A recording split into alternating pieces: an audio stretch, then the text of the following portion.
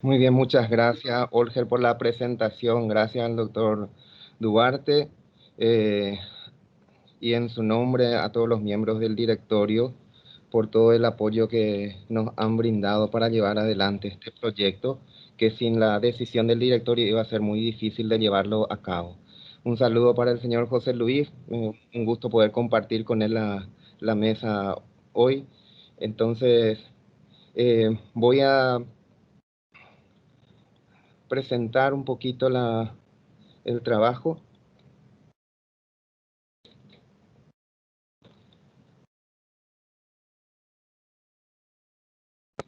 Bien, no sé si se está viendo la presentación en este momento. ¿Me pueden confirmar, por favor? Sí, se está viendo. Muy bien. Entonces, eh, un agradecimiento también a todas las personas que están presentes en esta reunión.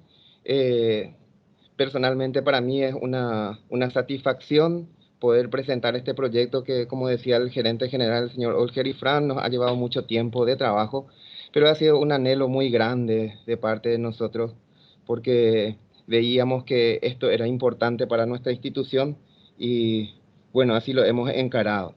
Eh, Básicamente la presentación tiene el objetivo de compartir con todos ustedes nuestra experiencia en el proceso de adopción de las normas internacionales de información financiera, que es un proyecto aún no culminado. Nuestra expectativa es que nuestros primeros estados financieros alineados a las NIF sean nuestros estados financieros del año 2021 comparados con los estados contables del año 2020.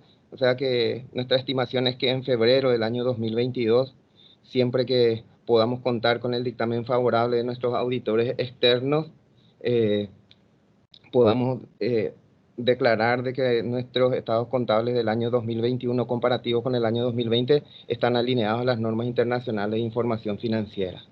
El contenido de esta presentación va a ser básicamente mostrarle brevemente el entorno internacional y a nivel de nuestro país de la adopción de las normas internacionales, cuáles fueron las principales motivaciones para encarar el proyecto, cuáles fueron las etapas del proyecto, eh, cuáles fueron aquellas normas que más dolor de cabeza nos causaron y que más tuvimos que trabajar y que eh, fueron más problemáticas en nuestra institución, cuáles fueron los principales dificultades y desafíos, y finalmente cómo estamos hoy en el proyecto y cuál es la situación esperada. Bien, en cuanto al primer tema, esta gráfica muestra un poquito la situación a nivel, que creo que más nos interesa a nosotros a nivel de la región de Sudamérica, cómo está la implementación o la exigencia de las normas internacionales de información financiera. Los países que están iluminados en rojo son aquellos países en donde son exigidas estas normas. Nuestro país no son exigidas, están permitidas. Y bueno, más adelante un poquito voy a presentar en la siguiente diapositiva el entorno más concreto en cuanto a cómo estamos en Paraguay con respecto a las normas de información financiera. Así es, en el sistema financiero nacional las NIF no son requeridas, pero dichos estándares son utilizados por la Superintendencia de Bancos como guía de buenas prácticas para regular ciertos criterios de registración contable aplicables para el sistema financiero. Ya seguramente Hernán más adelante, y si hay preguntas respecto a eso, hablará de cuáles son las expectativas de implementación de estas normas a nivel del sistema financiero. Entonces es importante aclarar de que cuando nosotros hablamos de la implementación de las NIF en el Banco Central del Paraguay, estamos hablando exclusivamente de las NIF en la contabilidad del Banco Central del Paraguay, no así de las entidades reguladas por el Banco Central del Paraguay. En cuanto a la aplicación de las NIF en el sector público, ya se han dado pasos importantes. En el año 2015, el Ministerio de Hacienda emite una resolución por el cual autoriza iniciar el proceso de estudio y aprobación de las NIC SP para el sector público y las NIF para aquellas entidades también del sector público, pero para las cuales más que las NIC SP son aplicables las normas internacionales de información financiera. En el año 2018, el Ministerio de Hacienda da un primer paso hacia este proyecto que había anunciado en el año 2015, empezando por una resolución que hace referencia al tratamiento de propiedades, planta y equipo, iniciando con ciertas entidades el proceso de levantamiento de inventario y su tasación conforme a las NIC SP. En cuanto a la aplicación en empresas del sector privado, tampoco las NIF son requeridas actualmente. Sin embargo, en la Ley 6.380 del año 2019 de modernización del sistema tributario, se da un paso hacia eso, ya que esa ley tributaria, en una de sus normas, discontinúa digamos, el revalúo de los bienes a los coeficientes de inflación y, y hace ya mención, en cierta manera, que los inventarios se realicen conforme a las NIF. Bien, el segundo punto que para nosotros ha sido muy importante ha sido las motivaciones para la aplicación de las normas internacionales de información financiera en el Banco Central. El primer motivo que teníamos era que nuestro marco contable era en cierta manera muy extenso y no era muy uniforme. Cuando teníamos auditorías, como todos los años tenemos auditorías, entonces era muy difícil determinar cuál realmente era el marco contable para la preparación de nuestros estados financieros. Teníamos normas emitidas por el Ministerio de Hacienda, normas presupuestarias, en algunos casos usábamos también las NIC, en otros casos experiencia de otros bancos centrales. Entonces, nuestro marco contable no era muy uniforme y veíamos la necesidad de que este marco sea más unificado. Por otro lado, también otro segundo punto muy importante, todos saben que el Banco Central del Paraguay es reconocido por su gestión en materia de política monetaria, que es su principal función.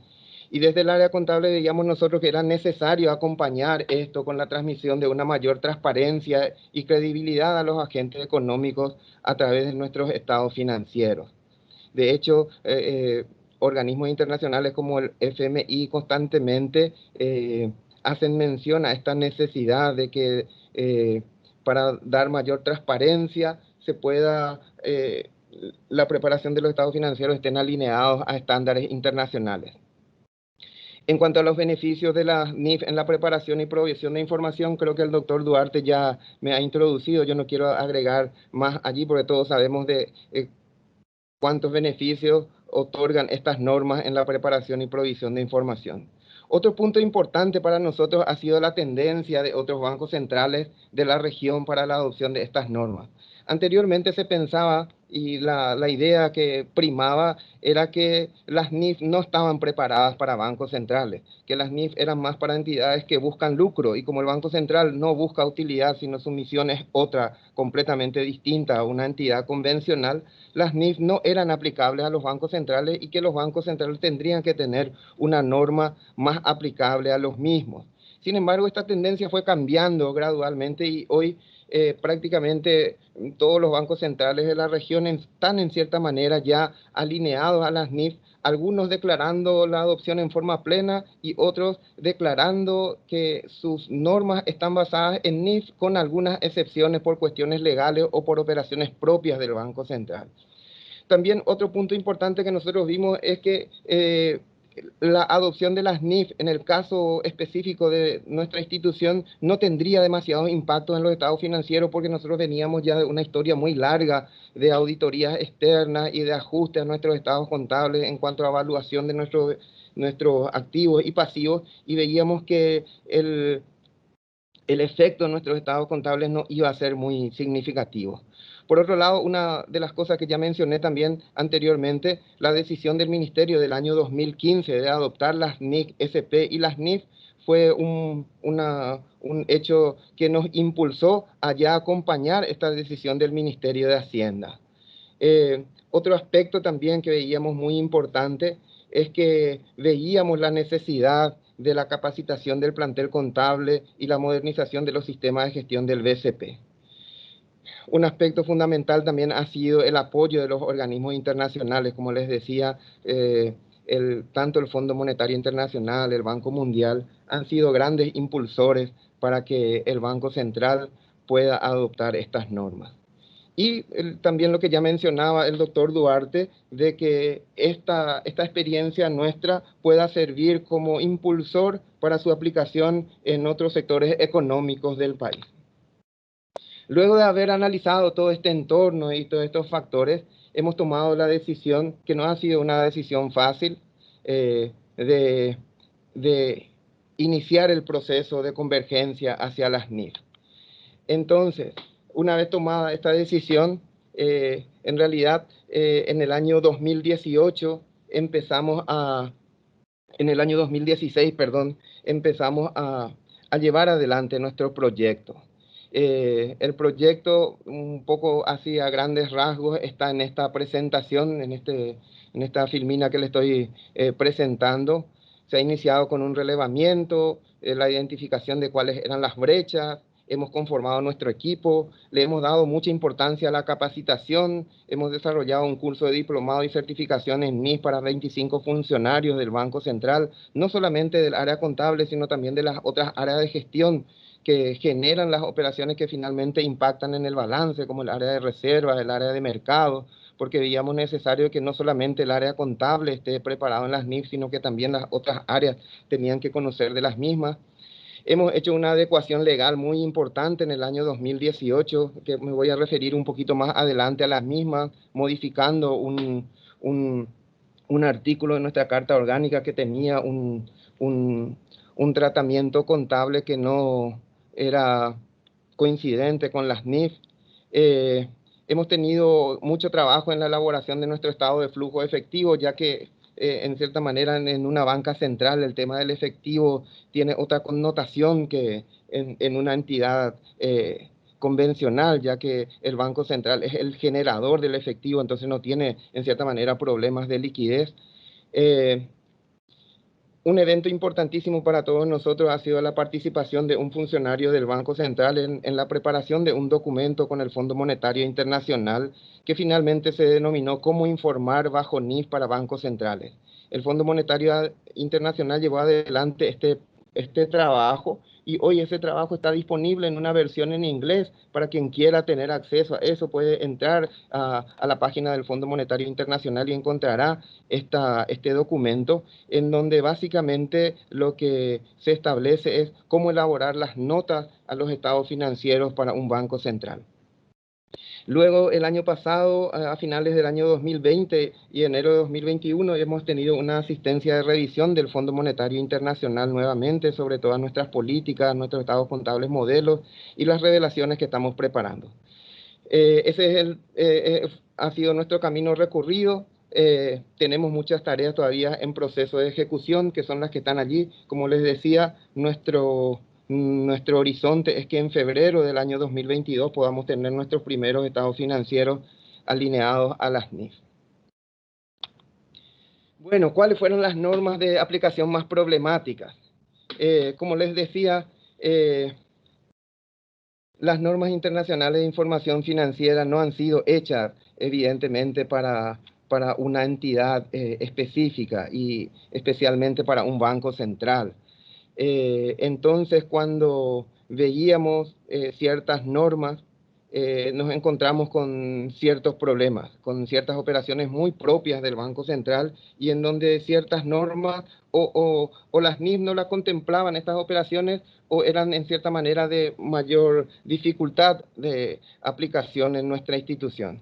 Una de estas normas es la NIC 21, que habla sobre las variaciones cambiarias sobre activos y pasivos en moneda extranjera, ya que las NIF establecen de que hay que reconocer estas variaciones cambiarias en el estado de resultados, pero no hace una distinción en si estos resultados son realizados o no realizados. Para el Banco Central este es un aspecto fundamental, ya que todos sus activos, prácticamente el 90-95% de sus activos están en moneda extranjera. Entonces, cualquier variación en el tipo de cambio de nuestra moneda nacional impacta en forma muy importante en nuestros estados contables. Y es muy importante tener en cuenta que estos resultados no son resultados realizados, sino son resultados simplemente por la variación cambiaria, y hay que tener mucho cuidado allí de no hacer efectivo estas utilidades que aún no son realizadas. Entonces, esta ha sido una norma de difícil aplicación. Hemos hecho un cambio en nuestra Carta Orgánica tratando de, por un lado, de cumplir con las NIF, pero también de preservar de que no tengamos que transferir al Tesoro Nacional utilidades no realizadas. Otro aspecto importante y no menos complicado ha sido evidentemente las NIF 9 de la de instrumentos financieros, que es una de las normas más complejas. Si bien es cierto, en el Banco Central no tenemos instrumentos financieros demasiado complejos, pero sí ha representado para nosotros un trabajo importante de constante trabajo con las áreas de gestión del banco, con las áreas de administración de reservas, con las áreas de operaciones de mercado, principalmente para la clasificación y la medición de los instrumentos financieros y para el cálculo del deterioro y las correcciones por pérdidas crediticias esperadas. Otra NIC también de difícil aplicación para nosotros ha sido el cálculo de beneficios a empleados, la NIC 19, porque esta NIC requiere un cálculo actuarial. Entonces, para nosotros ha tenido su dificultad en la contratación de estos técnicos actuariales y también en convencer realmente sobre la necesidad de este tipo de registraciones. Digamos, nosotros en el Banco Central estamos sujetos a una ley de presupuesto, y estos beneficios podrían no pagarse si en la ley de presupuesto ya no son autorizados. Entonces, había toda una discusión si esto es necesario contabilizarlo o no. Entonces, pero sin embargo, bajo las normas actuales sí la hemos contabilizado conforme a lo que requiere las NIF. Otro aspecto también ha sido la provisión sobre juicios que enfrenta el BCP, que no son pocos, principalmente por la dificultad en el poder hacer las estimaciones sobre la posibilidad de un fracaso en un juicio. Generalmente esto hay que trabajarlo mucho con los abogados, y los abogados, como trabajan para obtener un resultado positivo para la institución, muchas veces es difícil estimar, decir, bueno, voy a perder o tengo posibilidades de perder en este juicio. Y también al mismo tiempo una estimación objetiva del monto de la posible pérdida. Otra norma también de difícil aplicación ha sido la NIC 16, por lo que nosotros estamos sujetos a la Ley 1535 de Administración Financiera del Estado, y esta ley y sus decretos reglamentarios establecen requerimientos de la forma de contabilizar estas operaciones. Entonces, hemos tenido necesidad de trabajar constantemente con el Ministerio de Hacienda para lograr alguna excepción a estas normas. El estado de flujo efectivo también para nosotros ha sido un trabajo adicional, ya que, como les decía, la naturaleza de un banco central es completamente distinta a una institución convencional. El Banco Central no tiene caja, ya que tiene la potestad o la facultad de emitir efectivo. Entonces, la problemática de la liquidez o de la manera de cómo genera los flujos efectivos, en cierta manera, no tiene una preponderancia muy grande en el banco, porque detenta la facultad de crear esta liquidez, ¿verdad? Pero de todas maneras hemos encontrado alguna manera para poder alinearnos a las NIF y emitir este estado contable básico requerido.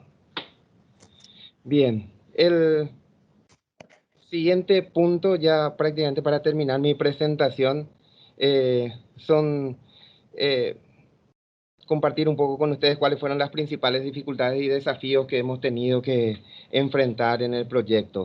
Un aspecto fundamental ha sido el aspecto relacionado a la capacitación de los recursos humanos. Ha sido y continúa siendo un aspecto crucial, ya que hemos visto que estudiar las NIF, comprenderlas, aplicarlas, no es fácil y requiere un aprendizaje permanente. Las normas están en constante modificación, y entonces el desafío grande para el área de contabilidad del banco ha sido el cambio del rol de nuestra área contable hacia una unidad con integrantes dedicados al estudio e investigación de las NIF, eh, ubicando a personas que tengan el perfil hacia el estudio, hacia la investigación y que podamos lograr en un tiempo corto, digamos, algo que todavía no lo hemos logrado, que es una autosuficiencia en materia de conocimiento de las normas internacionales de información financiera, ya que esto hoy es un trabajo aún a realizar y a completarlo y que requiere una capacitación permanente. Nosotros hemos requerido, en cierta manera, en forma permanente, de asistencia técnica de otros organismos para dirigirnos en el proceso de comprensión y aplicación de las normas internacionales. En ese sentido, como mencionaba el doctor Diego Duarte, al Fondo Monetario Internacional, al Banco Mundial, al Banco Central de Chile, al CEMLA, la entidad que aglutina a los bancos centrales de la región. Otro aspecto, digamos, complejo y que ha sido un desafío para nosotros ha sido el análisis y comprensión de las operaciones financieras. Por un lado, para los técnicos de contabilidad, entender las operaciones financieras y por otro lado también para la área de gestión, poder entender las NIF, porque ya no son solamente cuestiones contables, sino que también las áreas de gestión deben proveer información que deben ser, digamos, posteriormente proveídas al público. Otro aspecto importante que representó para nosotros un desafío ha sido esto que también mencionaba el doctor Duarte, de llevar adelante dos proyectos de envergadura. Por un lado, las normas internacionales de información financiera y por otro lado, el sistema integrado de gestión GRP, como le llamamos, en donde el corazón de este GRP es, en cierta manera, la contabilidad, porque todas las operaciones de las diversas áreas de gestión confluyen finalmente a la contabilidad del banco. Otro aspecto importante ha sido la necesidad de cambios en disposiciones legales en las que hemos trabajado mucho para cambiar ciertas disposiciones de nuestra Carta Orgánica y principalmente una decisión difícil que ha sido la decisión de embarcarnos en el proyecto de pasar de una situación en cierta manera independiente en cuanto a la elaboración de nuestras normas contables y, y tender hacia un estándar internacional con mayores exigencias y menos posibilidades de maniobrabilidad, en cierta manera, en cuanto a la forma de contabilizar nuestras operaciones. Y finalmente, esta es la situación esperada de nuestro proyecto. Estamos actualmente en nuestro año de transición con muchas actividades que estamos ejecutando actualmente. Nuestro año de adopción sería el año 2021, al cierre del año 2021. Entonces, nuestros estados contables del año 2020 se estarían publicando dos veces. Ya el que fue publicado este año en febrero de este año y luego nuevamente publicaríamos nuestro estado financiero del año 2020 bajo el ya reexpresado según las NIF y comparado con los estados financieros del 31 de diciembre de 2021.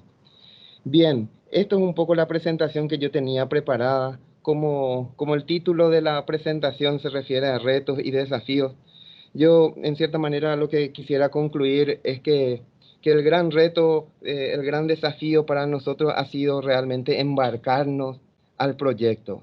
Teníamos muchas voces, teníamos muchas opiniones al respecto. eh, en el sentido de para qué nosotros querríamos adoptar las NIF si aún en nuestro país estas normas no están implementadas, que tal vez sea más seguro o sea mejor para nosotros acompañar ya el proceso de adopción acá en el país, pero hemos visto de que era importante para nosotros y yo creo que el gran desafío ha sido el vencer un poco nuestros miedos, porque en realidad, como decía yo, no, eh, no somos expertos en NIF aún. O sea, tenemos mucho que aprender todavía, tenemos mucho que ir desarrollando todavía, pero yo creo que el gran desafío ha sido dar el primer paso, asumir un riesgo, saber que no lo tenemos todo seguro, pero saber que hay un lugar al que queríamos llegar. Era como mirar un paisaje más adelante y a ese paisaje queríamos llegar, pero que para llegar a ese lugar, a ese paisaje, necesitábamos caminar y necesitábamos dar el primer paso. Y yo creo que las NIF se aprenden así. Es muy difícil aprender las NIF solamente leyéndolas. Hay que trabajarlas, hay que meterse en las operaciones, arriesgarse, probablemente pasar evidencia, probablemente algunas equivocaciones, ¿verdad? Pero ese ha sido el camino recorrido por nosotros. Entonces, yo hoy estoy contento por esta situación. Vemos que puede ser algo importante, va a ser algo importante para el Banco Central y también para otras instituciones. Muchas gracias.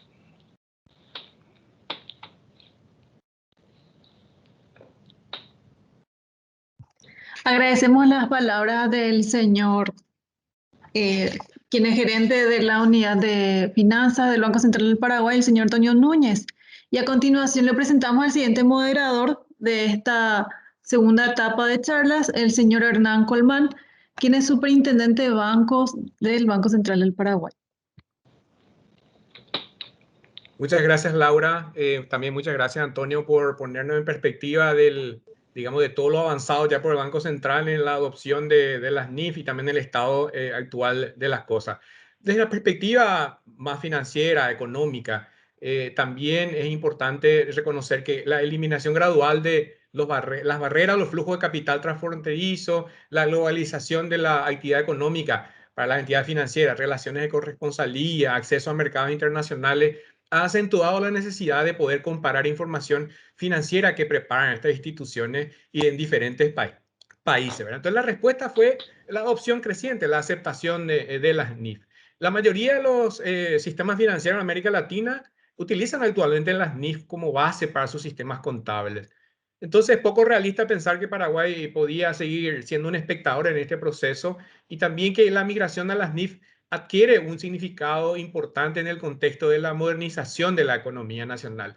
No se trata solamente de una modificación de normas contables, sino también una mejora en la calidad de la información financiera pública y como seguro José nos va a mencionar, traer estos beneficios tangibles que trae esta mejora de la calidad cuando hay mayor disciplina de mercado, se facilita la supervisión, hay un mayor incentivo también a la atracción de capital extranjero, porque ya puede comparar, digamos, los estados financieros emitidos en el sistema, comprender mejor los riesgos y, bueno, oportunidades de negocios también para las entidades paraguayas en el exterior. Y en ese contexto, a través del sistema financiero y su efecto derrame hacia sus clientes y el resto de las áreas del sector económico, hacer que todos tengamos una mayor experiencia y preparar, ¿verdad?, el sistema para futuras innovaciones. Entonces, hoy tenemos enorme placer de recibirle a José Luis Carreño Gómez y José Luis, por tu intermedio, también un enorme agradecimiento a los colegas, a las autoridades de la Comisión para el Mercado Financiero de Chile por permitirnos tenerte hoy. Tiene un Master in Business Administration con gestión en finanzas de la Universidad de Chile, también ingeniero en información y control de gestión de la Universidad de Chile, contador, auditor, con vasta experiencia también laboral y docente. Él es jefe ahora de la División de Conglomerados Financieros en la Comisión del Mercado Financiero de Chile, académico también de la Facultad de Economía y Negocios de la Universidad de Chile. Desde ahí es miembro del comité técnico de NIF y FRS en la misma facultad. Y bueno, tiene vasta experiencia también en presentaciones en la ex superintendencia de bancos, hoy la nueva comisión. Entonces, yo sé que por tu currículum probablemente la audiencia querrá hacerte preguntas, probablemente ya de NIF, pero asumimos la responsabilidad, yo en particular, de decirle, en realidad todos siempre académicamente queremos saber de NIF, pero ahora te vamos a robar el tiempo y queremos conocer esta experiencia de qué dolió, qué no dolió y cómo prepararnos para este proceso, que no es un evento único, sino está distribuido en el tiempo. Así que, José Luis Carreño, contigo el auditorio. Muchas gracias por estar con nosotros hoy. Muchas gracias, Hernán. Espero que se escuche bien. Muchas gracias a ti y a todas las personas de las autoridades del Banco Central que me invitaron a participar. Para mí es un agrado participar en este evento. Voy a empezar tratando de compartir la presentación que tenemos para hoy. Y claro, cualquier duda la podemos ir viendo en el camino. A ver, acá está. No sé si se logra ver, porque yo no lo estoy viendo a ustedes. ¿Se logra ver la presentación? Sí, se logra ver. Ya, perfecto. Muchas gracias. Bueno, la idea de esta presentación es resumir, tratar de transmitir las principales experiencias derivadas de lo que nosotros vivimos en Chile con la implantación de las IFRS. La agenda preparada para hoy es una breve introducción para explicar un poco cómo funciona el mercado en Chile Después las etapas del proceso de aplicación específicamente en la banca. Un punto relevante en esta implantación fue la creación, el origen del compendio de normas contables para bancos. Ver un poco esto, un recorrido rápido de los impactos de la implantación de la IFRS. Y algo muy importante, las lecciones más importantes que uno puede sacar cuando tiene que implantar a toda una industria el tema de IFRS. Y también estamos, como esto es un continuo, tenemos desafío en la actual Comisión para el Mercado Financiero para algunos negocios que todavía están, falta por actualizar algunos temas de IFRS. Entonces, el primer punto, la introducción, quería explicarle acá gráficamente cómo funciona, cuál es la estructura del mercado de valores en Chile. Bueno, esto es muy parecido en otros países, pero ¿qué es lo diferente o qué es lo particular, creo yo, en Chile? Es que hay distintos reguladores y fiscalizadores. Existe la supervisión por silos. Entonces, para una industria crediticia, como son los bancos, existía hace algunos años, y yo trabajaba ahí en la superintendencia de bancos. Por otro lado, una sociedad emisora de valores, una compañía de seguro, estaba fiscalizado por otro regulador, por la Superintendencia de Valores y Seguros. Estos dos grandes reguladores se fusionaron, se integraron hace un par de años, el 2019, y a partir de la integración se creó la Comisión para el Mercado Financiero, la actual CMF, en la cual yo trabajo, digamos, me desempeño, y por lo tanto estamos fiscalizando a la mayoría de las entidades que de alguna manera están afectos a IFRS. Sin embargo, hay otros reguladores que regulan algunas industrias más específicas. Y por otro lado está el Banco Central. Entonces está separado el Banco Central, eso quería también comentarle, está separado el Banco Central del regulador, de la CMF. Trabajamos muy en conjunto porque hay algunas instancias de coordinación, por ejemplo está el Consejo de Estabilidad Financiera, donde también participa el Ministro de Hacienda, está el Comité de Superintendentes, donde también participa el Banco Central. Entonces hay instancias de coordinación a nivel local. Bueno, y por acá están los emisores de valores, ¿verdad? Y por acá están las entidades de apoyo a la información, como las sociedades, como los auditores externos, todo lo que tiene que ver con los clasificadores de riesgo, etc. Entonces, los reguladores y fiscalizadores son por silo. Eso es el primer, digamos, mensaje que quería transmitir. Sin embargo, la CMF, a partir de esta integración, está jugando un rol importante como uno de los principales reguladores en Chile. Otro regulador importante que recuerdo en este momento es la Superintendencia de Pensiones, que fiscaliza la AFP, un negocio muy importante en Chile. Bien, aquí están un poco las cifras y para hacer una idea de cuál es el perímetro de supervisión de la CMF. En cuanto a activos, nosotros supervisamos cerca del 50% que son bancos, ¿verdad?, de la entidad supervisada. Y hay otros no supervisados y aquí esto está muy fuertemente influenciado por la AFP. La AFP, por los fondos de la AFP, son montos muy importantes que están fiscalizados por la Superintendencia de Pensiones.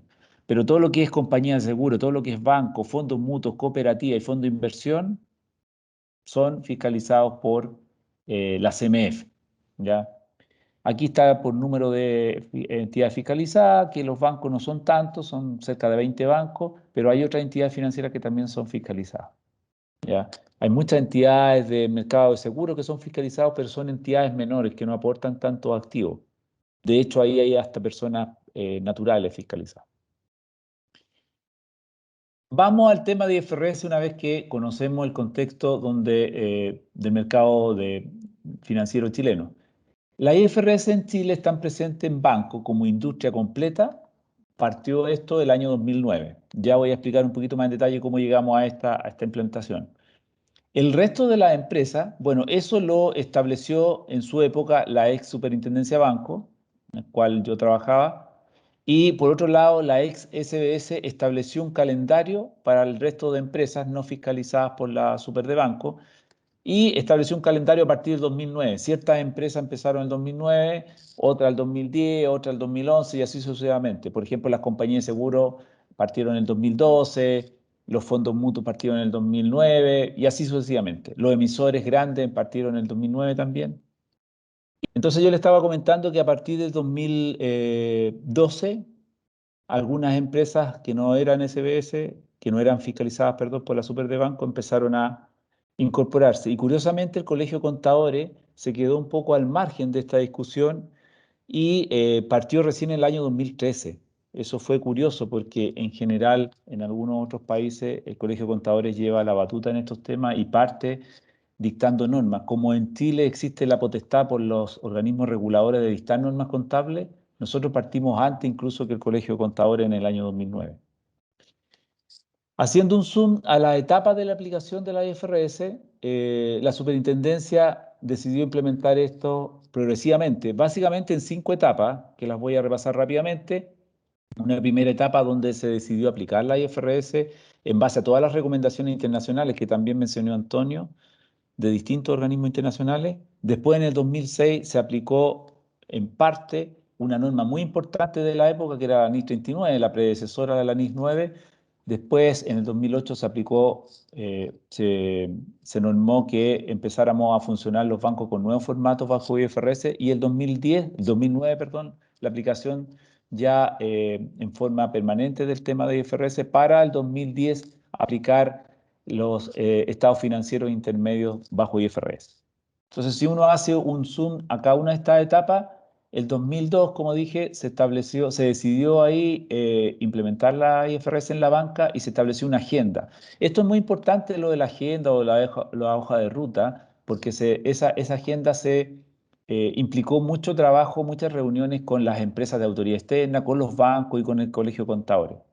Y ahí de esa manera se logró establecer una hoja de ruta para la implementación de IFRS durante esos años. También en paralelo, en esa época pensábamos nosotros implementar Basilea II. Lamentablemente por la crisis subprime esto quedó desfasado y recién el año pasado pasamos de Basilea I a Basilea III. No alcanzamos a pasar por Basilea II por todos los problemas que tuvimos en la crisis subprime. Entonces, para llegar a Basilea II en ese momento, se tenía que completar todo el tema de riesgo de mercado, y para poder facilitar la medición y la incorporación del riesgo de mercado se emitieron normas sobre el valor razonable, que sirvió mucho para medir el riesgo de mercado en los bancos. Entonces se avanzó mucho en un aspecto muy relevante para los bancos, que era la NIC 39. ¿Ya? Luego, como etapa 2, ya se empezó a exigir la valorización bajo la NIC 39 de los instrumentos financieros. La superintendencia ya venía con normas de valoración para los instrumentos no derivados. Se incorporaron, por lo tanto, los instrumentos derivados a partir de esa época, del 2006. Entonces, la valorización de la mayoría de los activos y pasivos financieros de los balances de los bancos ya se había avanzado en el 2006 y 2007 en su valorización. Y esto ayudó, ¿verdad?, a todo el control del riesgo mercado en base a los límites de Basilea I. Posteriormente, en el año 2000, bueno, continuando con el 2006-2007, se publicó la primera versión del Compendio de Normas Contables para Bancos. Obviamente esto, como buena práctica internacional, se publicó primero un borrador para comentarios, y este borrador, una vez que se recepcionaron los comentarios, se entregó una versión definitiva al mercado. ¿Qué elemento establece este compendio de normas contables que está en nuestra página web? Estableció nuevos formatos de información en 2008, a ser aplicado en 2008. Estableció que el inicio de la IFRS el 2009, y estableció la obligación de estado financiero intermedio bajo IFRS el 2010. Ese era como el calendario más específico para los bancos. El superintendente de la época se reunió con todos los principales ejecutivos de los bancos con el objetivo de que estos tomaran conciencia de los cambios a implementar. Tuvieron varias reuniones con el superintendente para poder impulsar este tema con cada uno de los bancos, ¿ya? Otra cosa que nos sirvió bastante fue que se solicitaron estados pro forma a finales de año, del año 2007, para poder aplicar los formatos definidos en 2008, como una forma de anticiparse a lo que venía. A partir de 2008 ya se empiezan a publicar los primeros estados financieros con formato de IFRS, ya sin haber aplicado IFRS, pero con los formatos de IFRS. se dejaron informar en el balance los créditos contingentes, porque había muchos créditos contingentes que bajo IFRS ya no tenían que ser registrados, ¿ya? Y se agregaron otros créditos contingentes a la información complementaria al balance.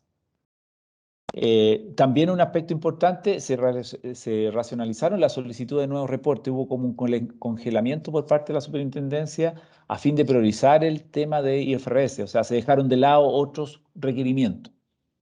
Y durante el 2008 se intensificaron todas las reuniones con todos los bancos, con los gerentes general, habían encargados de proyectos IFRS en los bancos y con los auditores externos, con los cuales se sostuvieron una serie de reuniones.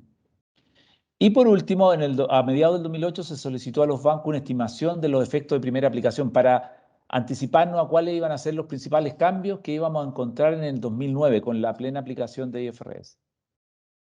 En el año 2009 se comenzó a exigir la presentación de los estados financieros de acuerdo a los IFRS, salvo ciertos criterios de excepciones. Aquí es muy importante mencionar esto porque nosotros tuvimos que estudiar en la superintendencia en la época las normas IFRS de manera bien rigurosa para ver qué cosas como regulador íbamos a seguir y qué cosas no íbamos a seguir. ¿Ya? Más adelante voy a explicar un poco más en detalle esto.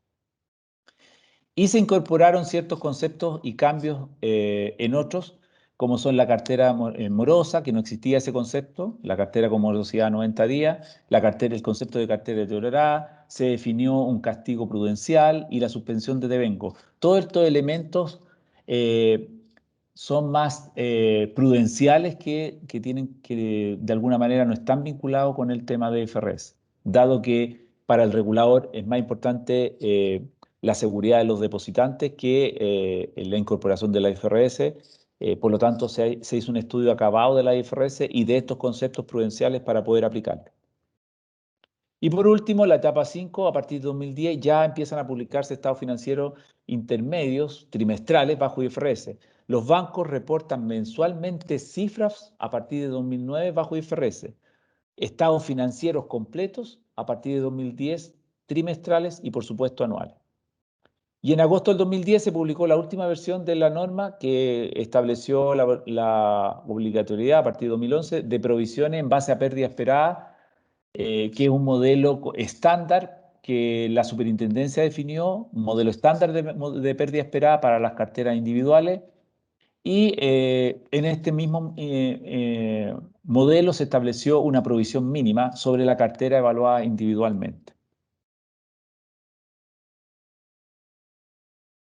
El compendio de normas contables, que yo he mencionado varias veces acá en la presentación. El compendio de normas contables, en el compendio de normas contables, el regulador replanteó su manera de concebir su acercamiento a la contabilidad. Esto es muy relevante, ya que antes de la IFRS, todos los aspectos contables estaban insertos en las normas de la superintendencia. La superintendencia sacaba, nosotros tenemos un cuerpo normativo que es la RAN, la recopilación actualizada de normas, donde cada tema relativo a los bancos, por ejemplo, el tema de cheques, el tema de depósito, el tema de letras hipotecarias, está en la RAN.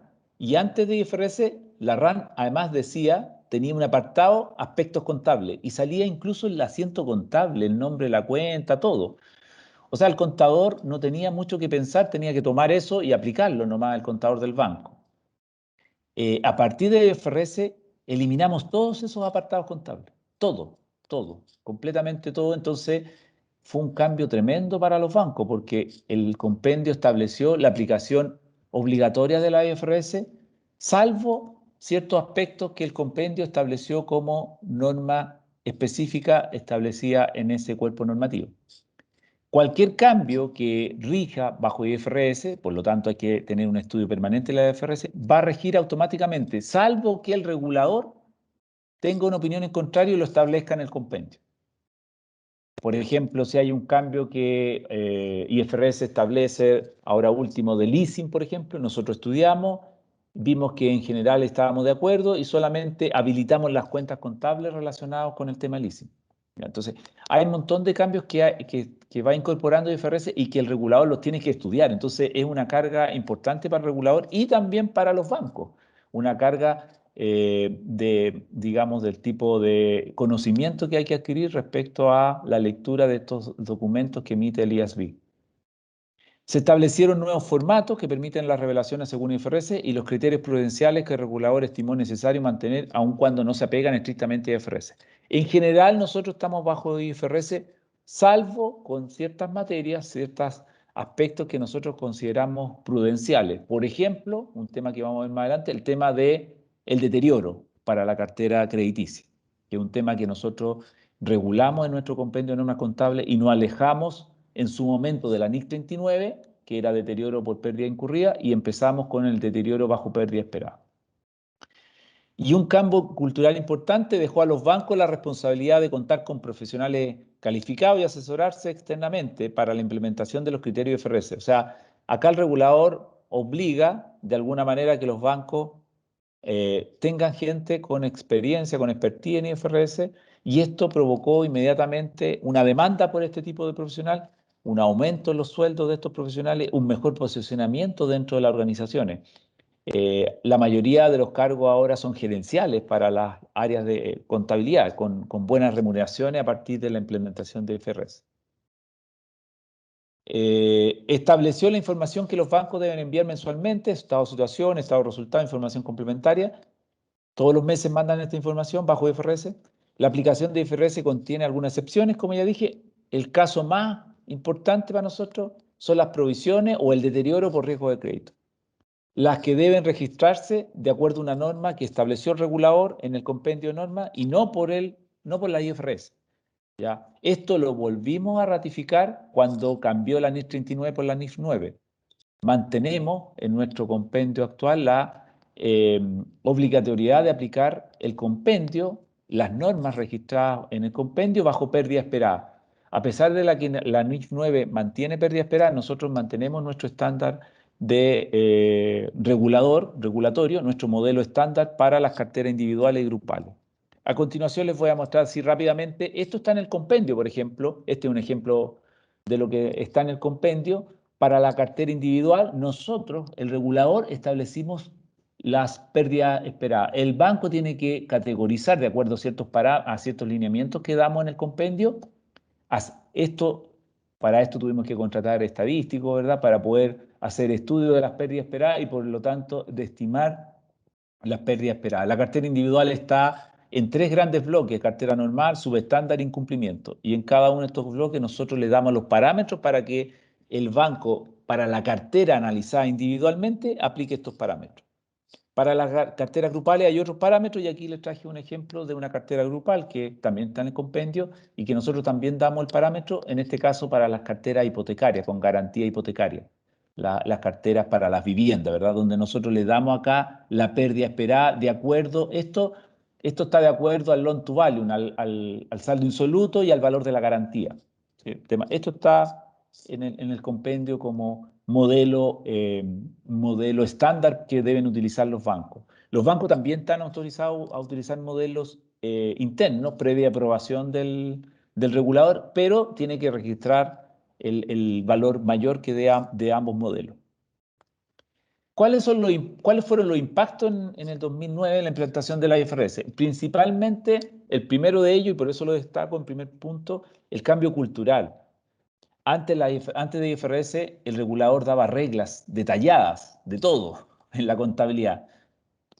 Hoy en día, a partir de IFRS, se deja a los bancos la responsabilidad de contar con profesionales calificados y de asesorarse si es que no tienen los conocimientos. Obviamente nosotros como reguladores también tenemos gente capacitada para poder llevar a cabo esta labor. De hecho, yo trabajaba en la banca y de la banca pasé al regulador para fortalecer el manejo de IFRS al interior del regulador. Cambio en el perfil de los profesionales del área contable. Yo ya les comenté que debido a este nuevo conocimiento de IFRS, a este cambio permanente, se necesita capacitación permanente y no solo en temas contables. Esto también es muy importante mencionarlo. Las IFRS suponen que uno sabe temas estadísticos, temas de riesgo, o sea, temas de finanzas. Entonces, el profesional que ahora lee el IFRS no solamente tiene que saber de contabilidad, tiene que saber de riesgo, mucho de riesgo, porque la IFRS asumen eso. Cuando uno lee la norma, hablan del riesgo de crédito, del riesgo de tasa, bueno, eso se supone que uno lo sabe al leer la IFRS. Entonces, el perfil cambia del tipo del profesional del área contable y además el área contable tiene que apoyarse en otras áreas dentro del banco para poder confeccionar los estados financieros. Por ejemplo, las revelaciones, las notas, la nota de gestión de riesgo, la nota de segmento negocio. No necesariamente lo va a hacer el área contable, la va a hacer con el apoyo de otras áreas, con el área de gestión de riesgo, con el área de riesgo, por ejemplo, del banco, o con las áreas de finanzas del banco. Entonces, es un cambio bastante significativo. En Chile pasó que mucha gente que no pudo incorporar estos cambios y se quedó con los conocimientos anteriores, donde eran normas contables rígidas que no cambiaban, no pudieron continuar trabajando en las áreas contables. Y los que se quedaron en el área contable, los que se mantuvieron y pudieron adaptarse a los cambios, mejoraron la situación de desarrollo profesional, en tanto en remuneraciones como en posicionamiento dentro de las áreas contables.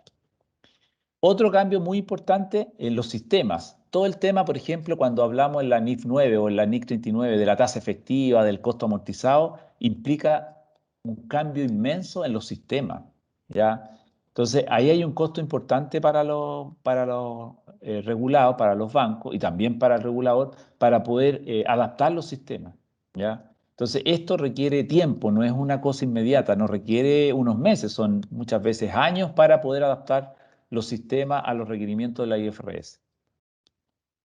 Y los cambios en los estados financieros, aquí lo voy a resumir rápidamente.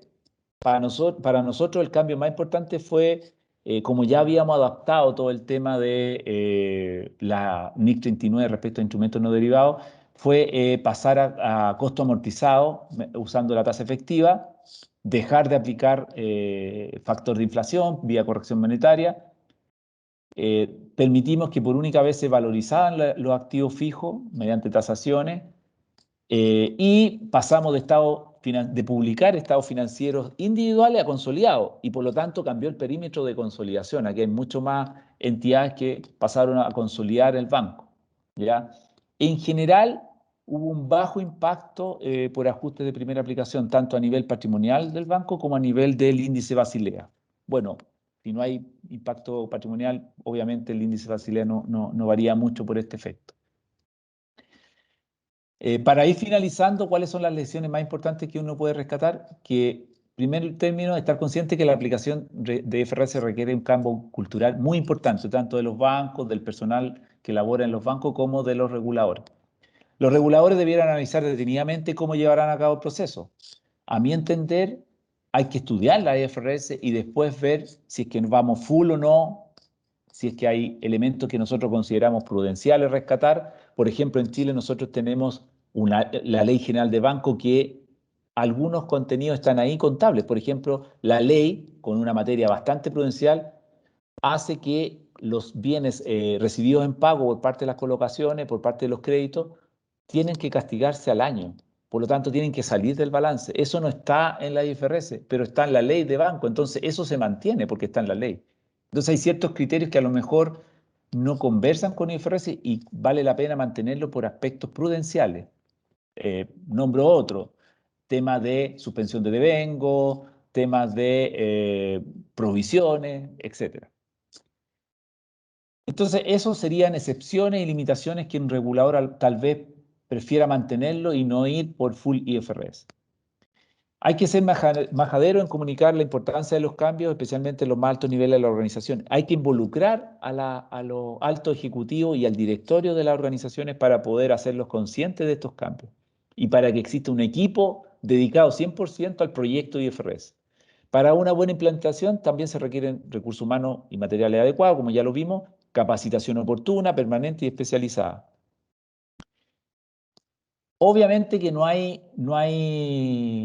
solamente beneficios, sino que también hay costos. Aparte del costo económico de implementar, de capacitación, de nuevos sistemas, hay otros costos. Por ejemplo, como regulador, nosotros tuvimos que congelar algunos pedidos de información o el banco tendrá que congelar proyectos que tienen alternativa para darle más prioridad a este. Y otra cosa importante que nos pasó, se perdió las series de datos porque veníamos en un mundo sin IFRS, ahora con IFRS la información no es comparable. Es otro el mundo bajo IFRS. Entonces se perdió la serie. A los bancos centrales les interesa mucho esto y a veces se pierde esto y bueno, no, es más difícil seguirle la pista a los datos cuando se cambia de un esquema contable tan drástico de IFRS y no IFRS. Para el éxito del proceso, creemos nosotros que es indispensable definir etapas, una hoja de ruta, etapas y plazos bien concretos. Estos plazos razonablemente establecidos, no por apurarnos vamos a terminar antes, digamos, y vamos a hacer las cosas a medias. El plazo tiene que ser necesario para introducir un cambio tan relevante y debe ser holgado y reevaluado en cada etapa. Uno tiene que ir estudiando cómo va en cada una de las etapas. Es importante escuchar y considerar las dudas e inquietudes planteadas por la banca y el resto de los actores. Es una buena práctica publicar los borradores para comentarios, todas las normas, ¿verdad? Para que recibir comentarios de la industria. Y por último, involucrar desde el principio a las altas autoridades de los bancos y de los reguladores para que todo el mundo esté consciente de estos cambios, explicarle, ser majadero en explicarle lo que significa este cambio a las organizaciones. Nosotros en la CMF también tenemos desafíos. Después de varios años tuvimos que hacer una actualización bien importante con la inclusión de la NIF 9. Estamos incorporando la NIF 9. Con el tema de la pandemia tuvimos que postergarla. Postergamos Basilea 3 y el tema de la actualización del compendio de normas contables. Esperamos finalmente que esta actualización salga finalmente el año 2022. ¿Y cuáles son los principales puntos de esta actualización? Incorporar NIF 9 y algunos elementos de Basilea 3 para armonizar eso con el tema contable. Y como CMF ahora vemos más industria, no solamente bancaria, tenemos que actualizar otros cuerpos normativos contables de otras industrias fiscalizadas. Por ejemplo, próximamente hay que incorporar en la industria de seguros la norma de seguro bajo IFRS. Entonces, eso también es un desafío importante para la CMF, ir incorporando, actualizando e incorporando IFRS a toda la industria. Esto obviamente tiene un costo para el regulador, costo en recursos humanos y en sistemas para poder destinar tiempo a todas estas materias. Bien, creo que con eso podemos dar por finalizada mi presentación, así que quedo a disposición ante cualquier consulta.